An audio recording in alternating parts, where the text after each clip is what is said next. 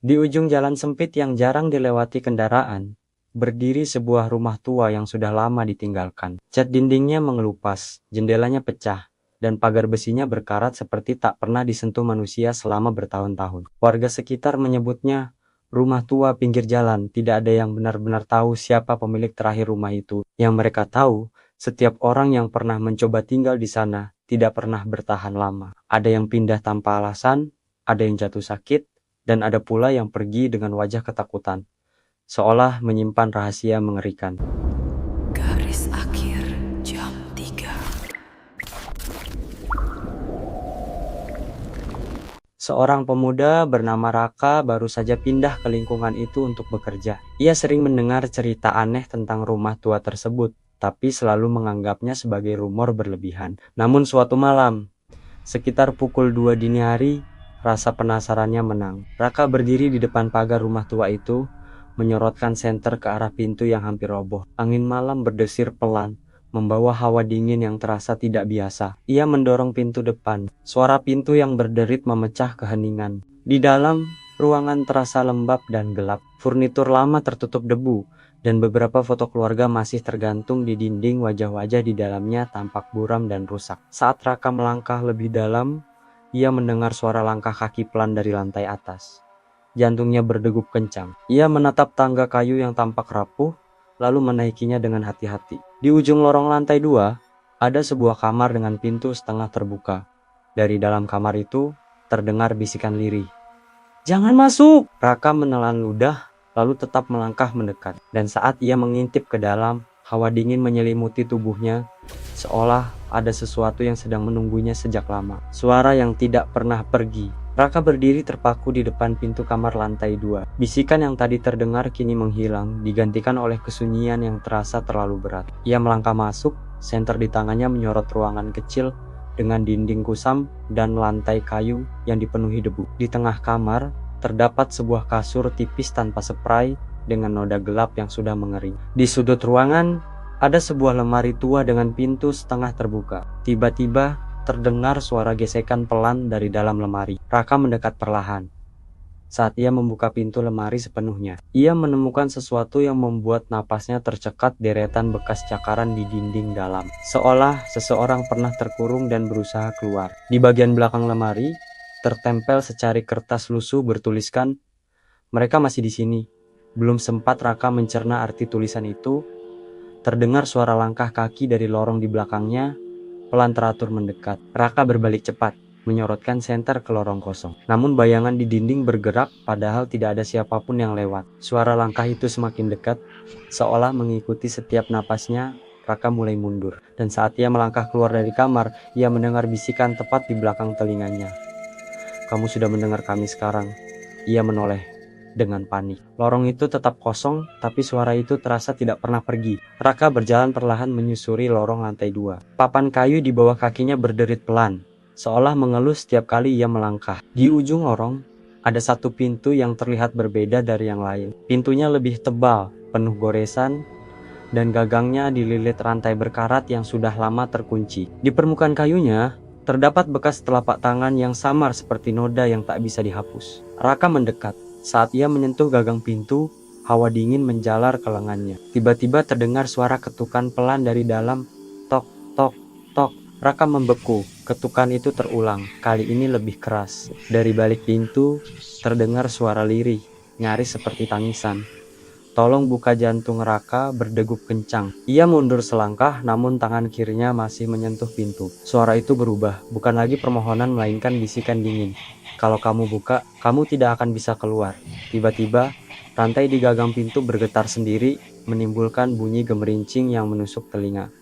Raka menarik tangannya dengan panik, dan dari dalam kamar terkunci itu, terdengar suara benda berat diseret perlahan, seolah ada sesuatu yang bergerak mendekat ke pintu. Ia berbalik dan berlari menjauh, sementara di belakangnya, ketukan itu berubah menjadi hantaman keras yang penuh amarah. Raka menuruni tangga dengan napas tersengal. Suara hantaman dari kamar terkunci tadi masih terngiang di kepalanya, seolah sesuatu sedang berusaha keluar. Ia kembali ke lantai bawah, masuk ke sebuah ruangan yang dulu tampak seperti kamar mandi atau ruang ganti. Di dindingnya, tergantung sebuah cermin besar yang retak di beberapa bagian. Saat Raka menyorotkan senter ke cermin itu, pantulan dirinya terlihat terdistorsi oleh retakan wajahnya tampak pecah, tidak utuh. Ia hendak berbalik pergi, namun bayangan di cermin tidak mengikuti gerakannya. Pantulan di cermin itu masih berdiri menatapnya. Perlahan bayangan tersebut tersenyum, padahal Raka tidak. Dari balik cermin, terdengar bisikan pelan.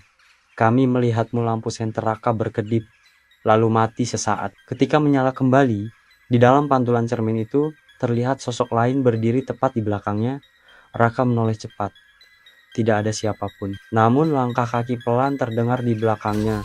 Semakin dekat dan semakin dekat. Raka berjalan perlahan meninggalkan ruangan bercermin, mencoba mengabaikan suara langkah yang terus mengikutinya. Di ruang tamu, ia melihat sebuah lemari arsip tua yang hampir roboh. Di dalamnya tersimpan beberapa kertas dan foto lama yang sudah menguning. Salah satu foto menarik perhatiannya. Foto itu menampilkan sebuah keluarga yang berdiri di depan rumah ini.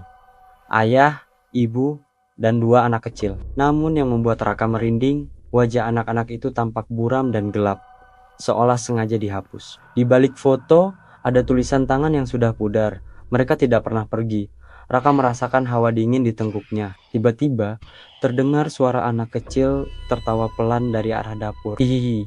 Raka menoleh, tawa itu berubah menjadi bisikan serak.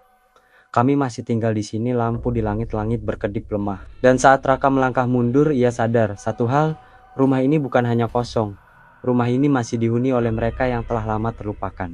Raka melangkah perlahan ke arah dapur, mengikuti asal suara tawa anak kecil yang masih terngiang di telinganya. Lantai kayu terasa semakin rapuh, seolah rumah ini bisa runtuh kapan saja. Di salah satu dinding dapur, ia melihat sesuatu yang aneh. Ada retakan panjang, seperti bekas dinding yang pernah dibongkar lalu ditutup kembali dengan asal. Saat Raka menyorotkan senter lebih dekat, ia melihat bekas goresan kuku di sekitar retakan itu. Tiba-tiba, terdengar suara ketukan pelan dari dalam dinding. Raka menahan napas. Ketukan itu berubah menjadi suara gesekan, seolah ada sesuatu yang bergerak di balik tembok. Kemudian terdengar bisikan lirih, sangat dekat.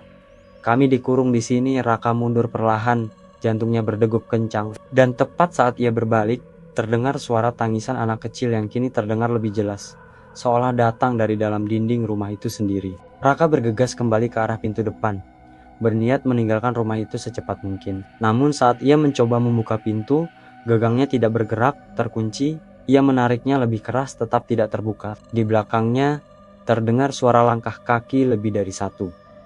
Pelan serempak mendekat. Lampu-lampu di dalam rumah mulai berkedip, lalu satu persatu padam, menyisakan cahaya redup dari senter Raka yang mulai melemah. Tiba-tiba terdengar bisikan dari berbagai arah. Kamu sudah masuk sekarang. Kamu bagian dari kami. Raka berbalik panik. Di ujung lorong, ia melihat bayangan-bayangan berdiri diam. Bentuknya samar seperti manusia, namun tidak memiliki wajah yang jelas. Malam itu terasa semakin panjang, dan Raka mulai menyadari satu hal yang mengerikan. Rumah ini tidak ingin ia pergi. Raka mundur perlahan, sementara bayangan-bayangan di ujung lorong semakin jelas bentuknya. Mereka berdiri tanpa suara, tubuhnya samar, wajahnya kosong seperti manusia yang kehilangan identitas. Salah satu sosok melangkah maju. Langkahnya pelan, tapi berat, seolah lantai kayu ikut merasakan beban kehadirannya. Udara di dalam rumah tiba-tiba terasa sangat dingin. Napas Raka terlihat samar, seperti asap di udara malam. Tiba-tiba terdengar suara serak, seperti banyak suara yang berbicara menjadi satu. Kamu melihat kami sekarang. Lampu senter Raka berkedip keras. Dalam sekejap, bayangan-bayangan itu berpindah lebih dekat tanpa berjalan, tanpa suara. Kini mereka sudah berada hanya beberapa langkah darinya. Raka menjerit tertahan dan berlari ke arah ruang tengah. Namun kemanapun ia menoleh, selalu ada sosok yang menunggunya. Raka terhuyung ke ruang tamu. Napasnya berat, pikirannya kacau. Di dinding depan, ia melihat sebuah lukisan besar yang sebelumnya tidak ia perhatikan. Lukisan itu menampilkan rumah ini, namun dengan suasana berbeda. Di halaman depan, terlihat banyak orang berdiri. Sementara di jendela lantai 2, ada sosok anak-anak yang menatap keluar dengan wajah sedih. Di bawah lukisan itu, terdapat tulisan pudar. Mereka dikorbankan agar rumah ini tetap berdiri. Potongan ingatan seperti menghantam pikiran Raka. Ia membayangkan masa lalu sebuah keluarga yang terjebak, anak-anak yang dikurung, dan rumah yang menjadi penjara terakhir mereka. Tiba-tiba bisikan itu kembali, kini terdengar lebih jelas. Kami tidak bisa pergi, tapi kamu bisa menggantikan kami." Lantai kayu berderit keras. Bayangan-bayangan mulai mendekat dari segala arah. Dan Raka akhirnya mengerti kebenaran paling mengerikan. Rumah ini membutuhkan penghuni baru dan ia telah dipilih. Bayangan-bayangan itu kini mengelilingi Raka dari segala arah. Wajah mereka semakin jelas pucat, kosong, dan penuh kesedihan yang tak terucap. Langkah Raka terhenti saat ia melihat satu sosok kecil di antara mereka. Seorang anak kecil berdiri paling depan, matanya hitam pekat, namun dari dalamnya mengalir air mata tipis. Dengan suara pelan, anak itu berkata, "Kami ingin pulang, tapi rumah ini tidak membiarkan kami pergi."